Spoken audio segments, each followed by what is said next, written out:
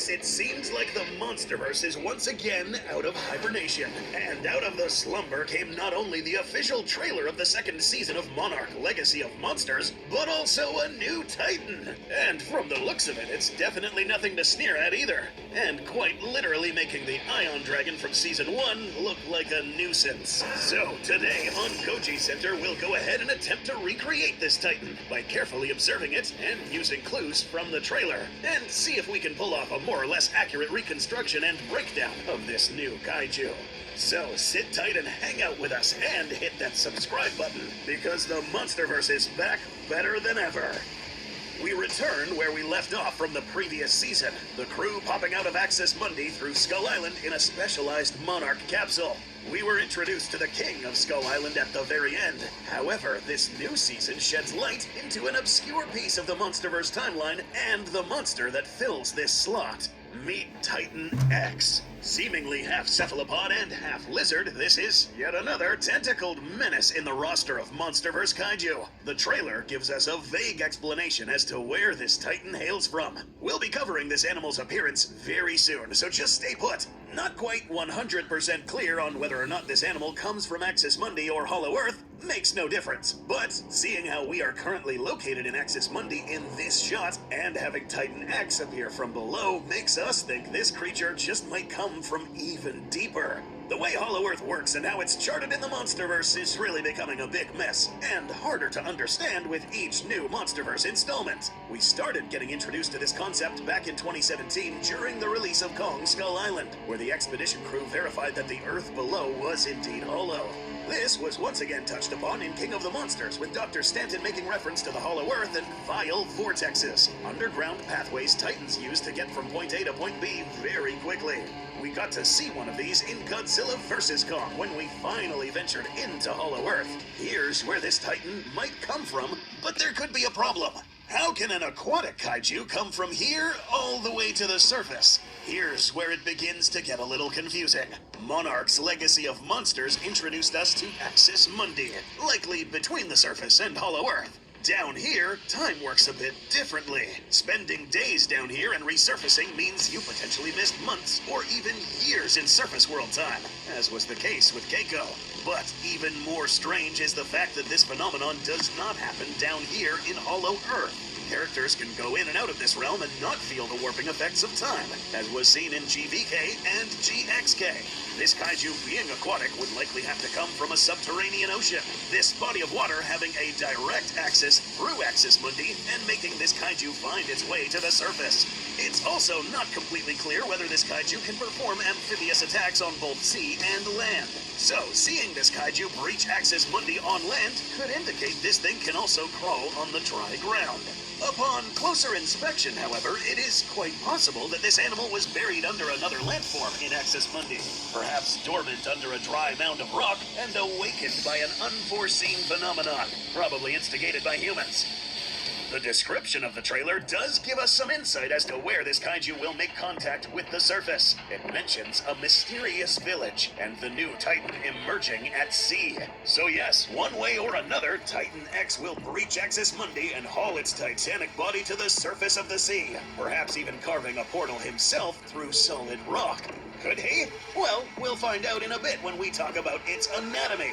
If you're enjoying this video, please take a moment to like, subscribe, and maybe even check out our merch store in the link below. All funds collected here get reinvested right back to the channel and shown to you on this screen. Alright, that's it. Titan X, as described in the video's description, is indeed enigmatic, and we are likely going to be seeing it little by little until we reach the big finale. First, size. In the trailer, we saw the Titan swim above a whale. This clip likely added to build upon the statement mentioned in the trailer, which was that this Titan was bigger than Kong, and Godzilla shows that this Titan dwarfs one of the biggest animals alive to date. Many might be inclined to think that this is a blue whale, and it very well might be. But this could also be any from a vast number of baleen whales that share this silhouette. Fin whales, for example, are other species of whale that can grow to very large sizes, overlapping with the blue whale as well. If we entertain the idea that this animal is anywhere around 75 to 90 feet in length, conservative numbers for a blue whale, and on the upper edge for fin whales, we could be looking at a creature that is at least 600 to 700 feet in length. And that's assuming this kaiju is right above the whale in very close proximity. It could be larger. And since the trailer itself mentions that this animal is bigger than Godzilla, the G-Man or Kong could be looking at a pretty challenging opponent. And it seems like this is just the tip of the iceberg. Now we'll go over this creature's weapons. In a previous trailer, we actually got a glimpse of what its tentacles look like. Light purple and extending potentially a couple 100 feet each. These are covered in very sharp sides with serrated edges. If used in conjunction with its muscular tentacles, anything snared in these arms would get brutally cut, and if not armored, scarred with deep, nasty wounds. This is likely one of the primary weapons deployed by Titan X, but this is just the bottom part of its body. In the trailer, we are given a very rudimentary look at the whole of this Titan. A cave art image etched into stone reveals more or less how this animal's body is arranged. A large head with jaws filled with teeth, the latter part of its body being the 6 tentacles, and a set of dorsal formations along its back, including what seems to be some sort of split nose horn on the tip of the snout. This could be used for any number of things, as a weapon or even as a tool to aid in breaking through tough surfaces, like what we mentioned earlier to access the surface world.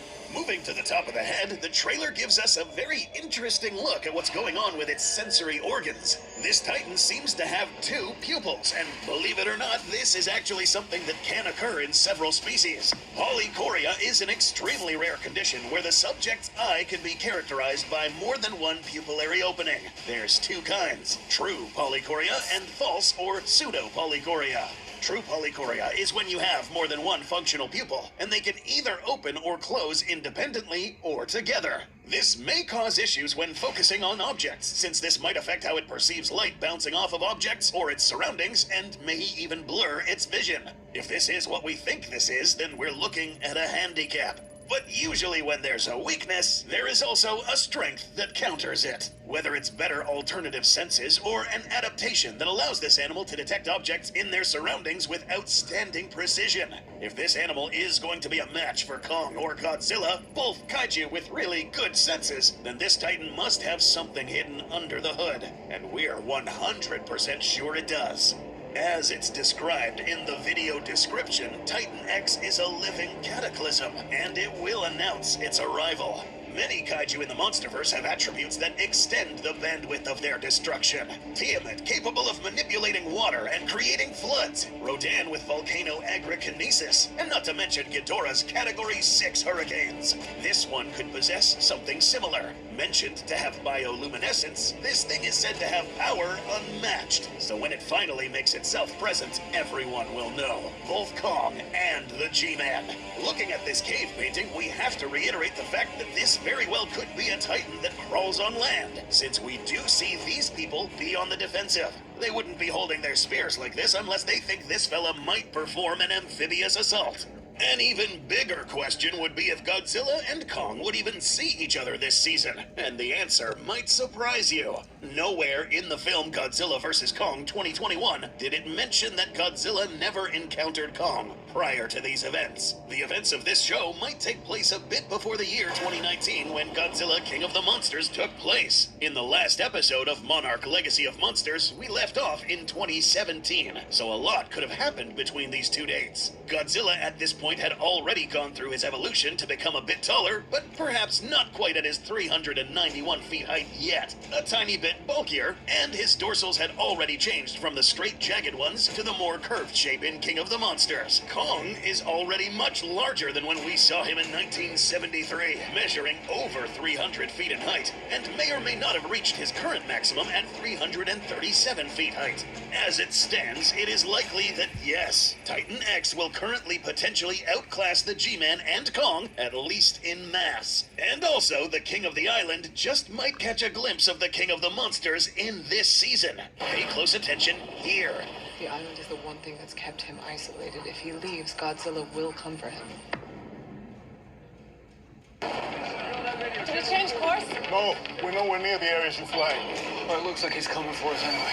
Note that in Godzilla vs. Kong, it was already known that Godzilla and Kong should not cross paths. They actively avoided it, but no real explanation why, besides the mention of them both being alphas. This sentiment towards each other had to have been instigated somehow, and we are finally looking at the possibility of us finding out why in Season 2. But there's even more, and this is the part of the video where things get a little wild. But stick with us, because we have reason to believe that Titan X has some uncanny attributes in common with Godzilla. Note, we are not saying that these two are related, but the similarities and the way this trailer portrayed the Titan strike as an attempt to make these two resemble each other in some way or form. The way its eyes glow blue, as we've seen Godzilla's eyes glow a couple of times already. The way it swims and slithers its body is slightly similar to the G-Man. The dorsal formations on its back as well show some similarity, topped off with the description that this creature emits some sort of bioluminescence. Now, we also aren't quite saying that this animal is a hybrid between Godzilla and another creature either.